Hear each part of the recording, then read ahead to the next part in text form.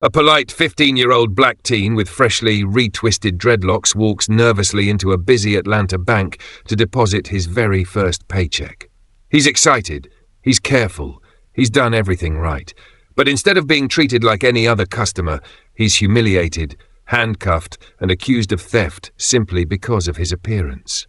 What the bank manager didn't know was who his mother is, and when she arrives, she'll turn the entire situation upside down in the most unforgettable way. If you want to see justice served in the most powerful way, you need to watch this story to the end, because what happens next will leave you speechless. Before we dive into this story, if you stand against racism and believe that everyone deserves to be treated with dignity, no matter their age or appearance, hit the subscribe button, type yes in the comments, and let us know where you're watching from.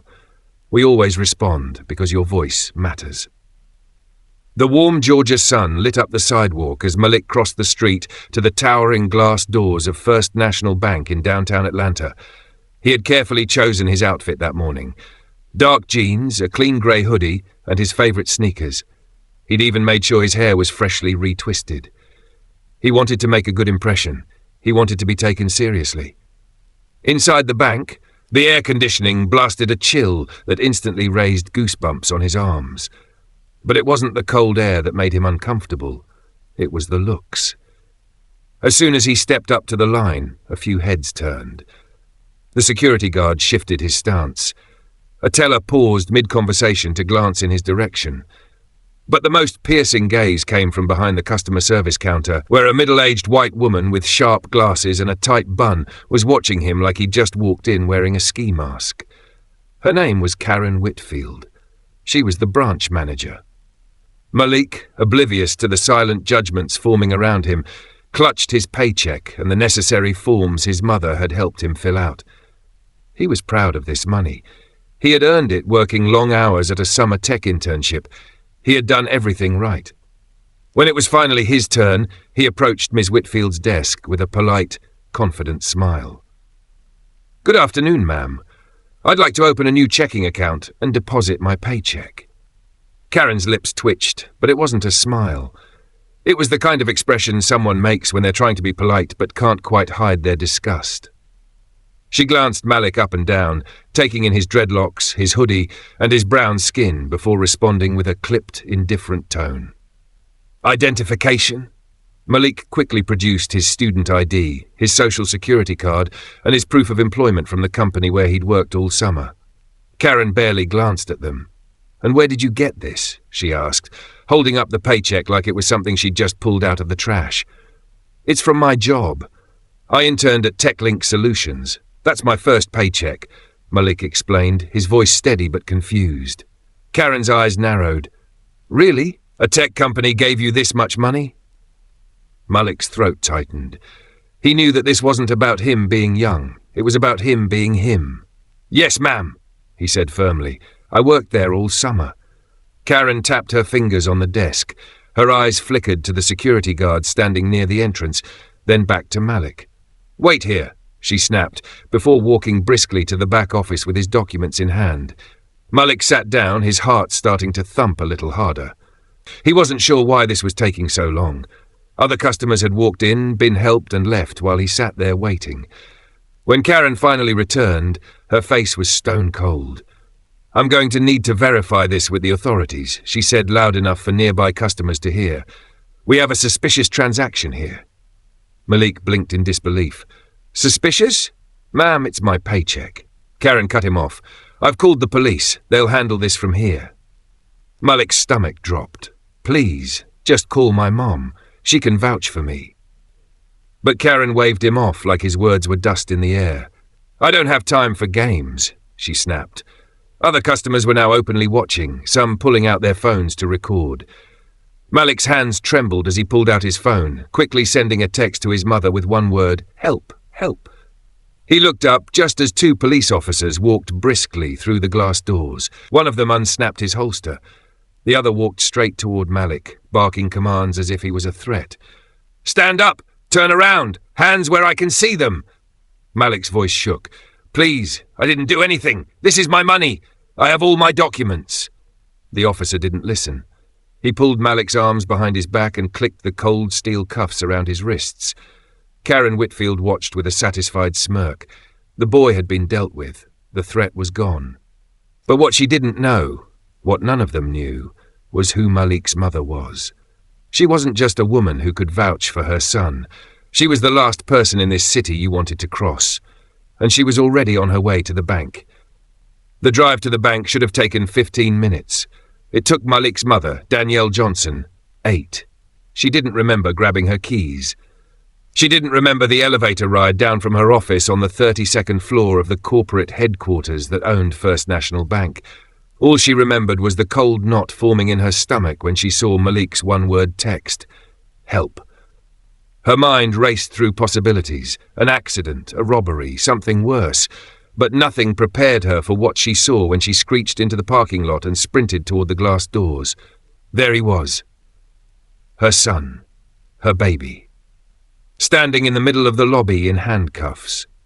The world slowed down. She took in every detail with brutal clarity.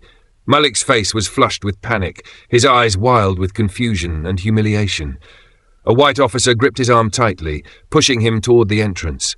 A second officer hovered nearby, talking into his radio, and behind them, at the center of it all, stood Karen Whitfield, arms crossed, watching the scene unfold like she was the hero of this story. Danielle's heels clicked sharply against the marble floor as she stormed inside. "Malik," she called, her voice sharp, slicing through the commotion. His head snapped up. "Mom!" The officer holding Malik hesitated, unsure what to do as a professionally dressed black woman marched toward him, like she owned the building. Danielle's voice was steel wrapped in silk. "Unhand my son. Right now." The officer, Officer Bradley Walsh, straightened his shoulders, attempting to reassert control.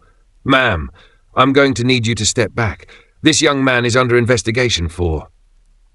"For what?" Danielle snapped, her voice slicing through him. "For cashing his own paycheck? For having the audacity to bank while black?" The lobby had gone completely silent. Every customer, every teller, every employee watched as the confrontation unfolded. Phones were up, recording every word. Bradley glanced nervously toward his partner, but before either could answer, Karen Whitfield approached with feigned calm. "Excuse me," Karen interjected, holding her chin high. "I'm the branch manager here. We identified a suspicious transaction and followed proper procedures. This young man couldn't possibly have earned that amount of money legally." Danielle's eyes flickered to the name tag pinned on Karen's blazer. Branch manager. She let the title settle in her mind for half a second before moving closer. "And what exactly made his paycheck suspicious, Karen?" Karen's mouth twitched. His demeanor, his appearance, the documents didn't look right. Danielle's gaze hardened. "What about his appearance, Karen? His dreadlocks? His hoodie? Or was it simply the color of his skin?" Karen folded her arms defensively. "Listen, I don't know who you think you are." Danielle cut her off, her voice low and lethal. "Oh, I know exactly who I am. And unfortunately for you, I know exactly who you just handcuffed in front of this entire bank." She reached into her handbag and slowly pulled out a gold-embossed business card. The heavy stock shimmered as she held it up for Karen and the officers to see. Danielle Johnson, Vice President of Capital Holdings Group, the parent company that owns First National Bank. Karen's expression faltered, but Danielle wasn't finished. "My office oversees compliance, customer service, and," she stepped closer, "corporate ethics. So congratulations, Karen. You didn't just profile a black teenager today. You humiliated the son of the woman who signs off on your performance audits." Officer Walsh's mouth fell open. His partner took an instinctive step back. Karen's lips parted, searching for words that wouldn't come. Danielle leaned in slightly, her voice now barely above a whisper. "And I'm just getting started." She turned to the officers, her tone now crisp and commanding. "Remove those handcuffs from my son immediately." Bradley scrambled to obey, fumbling with the keys as Malik's wrists were freed. Danielle gently took Malik's hands in hers, examining the red marks left by the cuffs. Her jaw tightened. Malik's voice cracked. "I didn't do anything, Mom. I just wanted to open my account." Danielle wrapped her arms around him, holding him close for a moment before turning back to Karen. "You're going to regret today." Karen swallowed hard. "Ma'am, I was just following protocol." Danielle's voice dropped, ice cold. No, you were following prejudice. Danielle pulled out her phone and calmly dialed a number from memory. Charles, this is Danielle Johnson. We have a serious problem at your downtown Atlanta branch. I need you here immediately. The minutes dragged like hours. The bank lobby, still thick with tension, had become a stage. Customers whispered in hushed tones. Some stayed because they were genuinely concerned, others because they knew, instinctively, that something explosive was about to happen. Karen Whitfield paced near the counter, tapping her manicured nails against her clipboard, her face stiff, but her composure cracking with every second that passed. Her defense, her so-called protocol, was falling apart right in front of her. And Malik? He sat quietly on a lobby chair, his mother's hand resting protectively on his shoulder, his face still flushed from the humiliation. His dreadlocks, once carefully retwisted to make a good impression, now clung loosely around his face, as if they too had been weighed down by the weight of the afternoon. He whispered, "Mom, I didn't think this could happen to me." Danielle crouched down to his level, her voice soft but firm. "Baby, you did everything right. They did everything wrong." But her heart ached. She had spent years protecting Malik from exactly this, shielding him from the harsher realities she had fought to outrun. She had always believed her position in the corporate world could be a shield for her son. Today, that belief shattered. The glass doors swung open. Charles Benson, chairman of the board of First National Bank, strode inside, flanked by 2 senior executives and a security team. His presence alone was commanding. Tall, grey-haired, with the quiet authority of someone who had spent decades running boardrooms. He didn't need to raise his voice. His tailored navy suit, his polished shoes, his carefully measured steps, all of it screamed power. The room fell into an even deeper silence. Even Karen instinctively stepped back. Charles walked directly to Danielle. "Danielle," he greeted her, his voice low with genuine concern. "When you called, I dropped everything. Are you both okay?" She nodded stiffly, but her eyes burned with restrained fury. Charles's gaze shifted to Malik, who avoided his eyes, too ashamed to speak. "Tell me everything," Charles said. Danielle's words were cold and precise, delivered like evidence in a courtroom. She detailed how Malik had entered the bank politely, how he had presented all his documentation correctly, and how he had been treated like a criminal without a single shred of verification.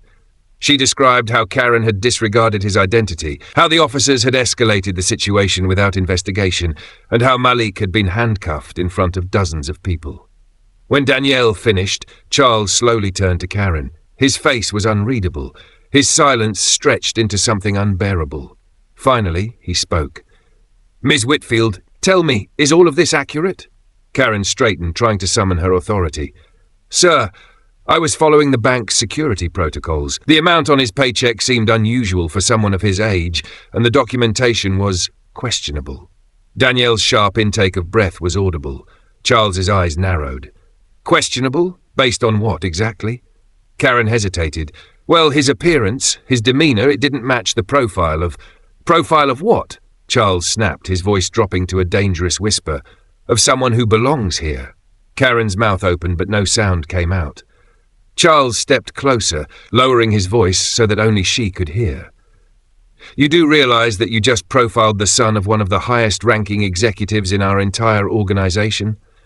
You do realize that you didn't just embarrass yourself, you've put this entire institution at risk of a scandal that will stain our reputation for years." Karen's skin went pale. "But sir, I didn't know who he was. That's the problem." His tone was razor-sharp. "You shouldn't need to know who someone is to treat them with basic human dignity." Karen's chest rose and fell rapidly, panic seeping into her carefully controlled facade. "Sir, I can fix this," Charles cut her off. "No, you've done enough." He turned to Danielle, his voice softening. "I want full access to the security footage. I'll initiate an immediate internal review, and Karen will be suspended pending the outcome." Karen's breath hitched. "Suspended? Sir, I've been with this bank for 15 years. Charles's gaze hardened. "And today you may have just destroyed it in 15 minutes. His assistant approached, whispering something in his ear. Charles's expression darkened. "I've just been informed," he said, his voice now cold and public, "that this incident has already gone viral. Multiple customers posted footage online. It's spreading fast. Karen's eyes widened in horror. Charles didn't flinch. We will issue a public apology, and we will launch an immediate review of discriminatory practices across all branches. He turned to the officers. You can go. Your department will be hearing from our legal team. The officers awkwardly retreated, their faces flushed with embarrassment. Charles then addressed the entire bank lobby, his voice rising so all could hear. This bank does not tolerate discrimination. What happened here today was unacceptable, and we will take swift action to make sure it never happens again. The customers who had been quietly observing began to murmur in agreement, as some even nodding. But Danielle wasn't done. She crossed her arms and locked eyes with Karen. I want to know how many other young black customers you've treated like this, how many kids you humiliated when their parents weren't here to see it. Charles nodded, his jaw tight. That's what the investigation will uncover. Karen looked like she wanted to disappear, her voice now reduced to a desperate whisper. I didn't think. That's right, Danielle cut in, her voice like ice. You didn't think, but you will now. As the tension simmered, Charles's assistant returned with an urgent update. Sir, there's something else. The police body cam footage. You need to see it. Immediately. Charles's eyes darkened. Let's go to the conference room. Bring everyone. This isn't over. The silence in the conference room was suffocating. A long mahogany table stretched across the space, flanked by leather chairs that now felt too stiff, too formal for the raw tension in the air. Danielle sat with Malik beside her, his hands clasped tightly in his lap. His eyes, tired, angry, but still searching for understanding, flickered toward his mother, then toward the screen. Karen Whitfield sat at the far end, her back unnaturally straight, her face pale and tight. Her fingers gripped the edge of the table, like it was the only thing anchoring her to the room. Charles Benson stood near the screen, his expression carved in stone. Play the footage, he ordered. The bank's head of security pressed a button, and the video began. At first, the grainy bodycam footage showed the two officers entering the lobby, their radios crackling faintly in the background. They approached Malik with an urgency that, in hindsight, looked more like aggression than protocol. The officer's voice blared from the speakers. Stand up, turn around, hands where I can see them. Malik's voice trembled on the recording. Please, I didn't do anything. This is my money. I have all my documents. The sound of the handcuffs locking around his wrists echoed through the conference room like gunfire. Karen shifted uncomfortably in her seat, but no one offered her a reprieve. No one spared her a glance. Danielle's jaw was clenched so tightly it ached. But then, something unexpected. One of the officers, Officer Brian Wallace, whispered to his partner as they walked Malik toward the exit. He fits the profile. Young, black, cashing a big check. We've seen this before. The room went ice cold. Malik flinched in his chair. Profile. There it was. Spoken out loud. Captured. Irrefutable. Charles's face darkened as the footage continued. The other officer, clearly on edge, asked, You think it's fake? Wallace shrugged. Doesn't matter. The manager said he's suspicious. We're covered. The weight of those words settled on everyone's chest like bricks. Malik whispered. They never even asked to verify anything. Danielle reached over and squeezed his hand, her eyes burning, but her voice steady. No, they didn't, because they thought they didn't have to. The footage cut to the final blow. As Malik was being walked out, you could faintly hear Karen's voice in the background, calm, almost smug. Another one off the street. Karen's head jerked up, her mouth falling open. That's not what I meant. I meant... Charles slammed his hand on the table, his voice thundering. Enough! Karen's breathing turned ragged. Please, Mr. Benson, I didn't realize. You realized exactly what you were doing. Danielle cut in, her voice calm but lethal. You didn't see my son. You saw a threat. You saw a stereotype, and you were comfortable making him small enough to hand over to police like trash. Karen's eyes darted desperately around the room, but there were no allies here. Even the executives who had once nodded politely in meetings with her now looked at her with cold distance. Charles turned to the security team. Escort her out. Effective immediately. Her employment with this bank is terminated. She is banned from all First National Bank properties indefinitely. Karen shot out of her chair. But my career, my pension, Charles's tone was final. Gone. Security approached. Karen's eyes, wide and desperate, landed on Danielle. "You can't do this. You can't just erase me." Danielle stood, her voice low and razor-sharp. "Funny, you erased my son the second he walked through those doors." Karen's protests echoed faintly as she was escorted out, her career disintegrating with every step toward the exit. But the room remained heavy, unfinished. Charles turned to Danielle. "This footage, it's going to the press, isn't it?" Danielle nodded. "Every second of it." Charles sighed. "This is going to shake the foundation of this bank." Danielle's gaze was unwavering. "It needs to." Malik, who had been silent, finally looked up. "What happens now?"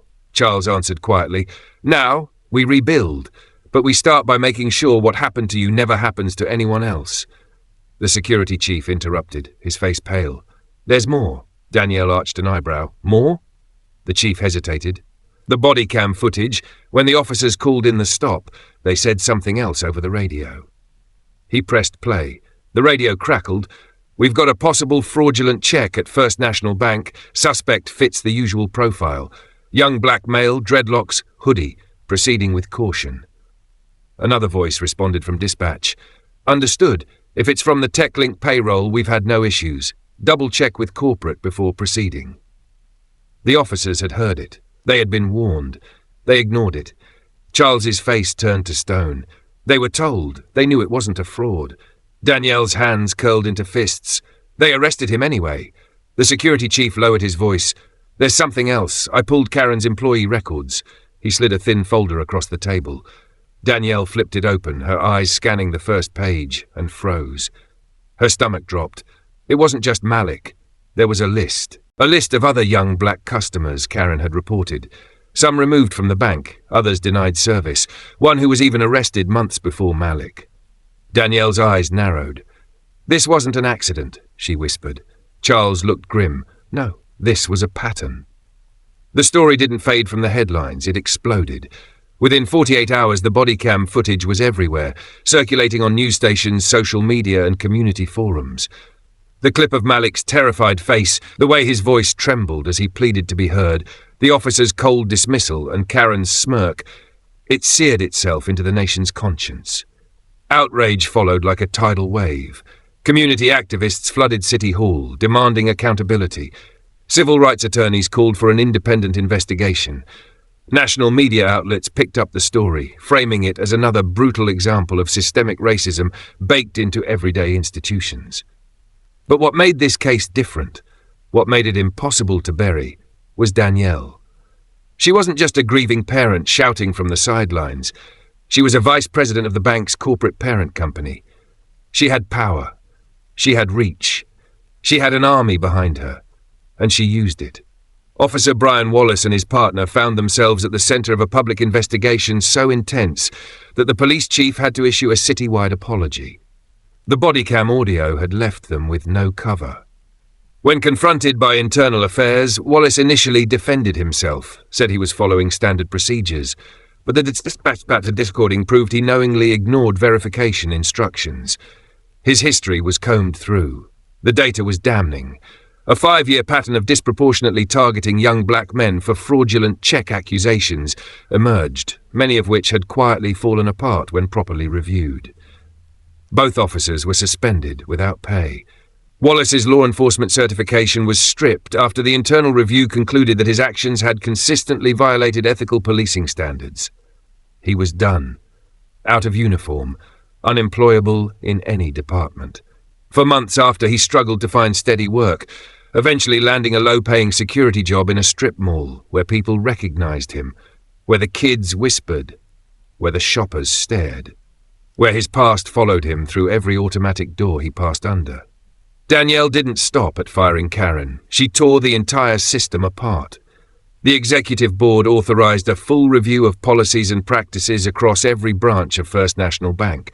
Mandatory anti-bias training wasn't enough. Danielle pushed for revolution. Youth advocacy officers were hired to ensure young customers were treated with patience and dignity. A zero-tolerance policy was implemented. Any employee found engaging in discriminatory practices would be immediately terminated and blacklisted from partner institutions. The bank launched Project Open Door, an outreach initiative that brought banking services and financial literacy programs directly to black and minority neighborhoods. New protocols mandated that no account could be flagged as suspicious based solely on a customer's appearance, age, or perceived background. All fraud concerns now required documented, multi-level verification. Danielle personally led the team that designed the new youth-centered onboarding experience, a process where teenagers like Malik would not only feel safe but welcomed. The reforms spread. Competing banks noticed. Financial industry panels began citing First National's transformation as the new gold standard. What happened in that single branch forced an entire institution to confront its blind spots. But Danielle wanted more. Together, Danielle and Malik co-founded the Malik Initiative, a non-profit dedicated to protecting the rights of young people in financial spaces. The organization offered free legal support for minors facing banking discrimination, national workshops on financial rights for teens, school partnerships that taught students how to safely navigate financial institutions. Malik, once humiliated and handcuffed in front of strangers, now stood proudly on stages, telling his story to hundreds, then thousands. His voice no longer trembled. He spoke with the fire of someone who had lived the injustice and survived it. He became a youth advocate, traveling to schools, community centers, and conferences, teaching other young black teens that they deserve to walk into a bank without fear. Your money is legitimate, your presence is legitimate, and you don't have to prove your worth to anyone. His words became a rallying cry. Karen Whitfield's story unraveled quickly. The banking industry is a tight web, and her name was now radioactive. She applied to bank after bank, denied. She applied to credit unions, rejected. She applied to financial firms, ignored. Her reputation clung to her like a stain she could never wash out. She eventually found work at a small retail clothing store, far from the power she once held behind a glass office door. There she folded jeans and stocked shelves under fluorescent lights, often ignored, sometimes recognized, and occasionally approached by customers who whispered just loud enough for her to hear. That's the woman from the Malik Johnson story. It haunted her, and it followed her into every job she tried to escape into. Karen didn't just lose her career, she lost her place in the world she had once weaponized against a child. 1 year later, Malik walked back through the glass doors of First National Bank. He was taller now, his dreads a little longer, his posture steady. The security guard, a new one, nodded at him with respect. Danielle stood by the newly installed youth banking desk, watching as her son approached. Staff members recognized him now, not as a threat, but as the reason they'd all changed. The bank manager, a different one, greeted Malik warmly. "We've been expecting you." Malik handed over his ID and smiled. "I'd like to deposit this," he said, holding out a check, his first speaking fee from a national youth conference. The transaction was quick. No suspicious glances, no hesitation, no police, just a young man doing what he came to do. As he pocketed his receipt, Malik turned to look at the lobby, the same lobby where he'd been arrested, humiliated, erased. Now, he was seen, he was heard, he was respected, and most importantly, he'd made sure no one else would suffer the way he had. He walked out of the bank, head high, as Danielle watched with pride. Their story was no longer just about pain. It was about power. It was about change. It was about legacy. What would you have done if you were in Malik's shoes? Would you have stayed calm? Would you have spoken up? And do you think the punishment Karen and the officers received was enough? Or should there have been even greater consequences for what they did to Malik? Tell us in the comments. We want to hear your thoughts. And if this story moved you, don't keep it to yourself. Like, subscribe to Untold Touching Stories, and share this story so others can learn. Because sometimes sharing one story can change everything. See you in the next one.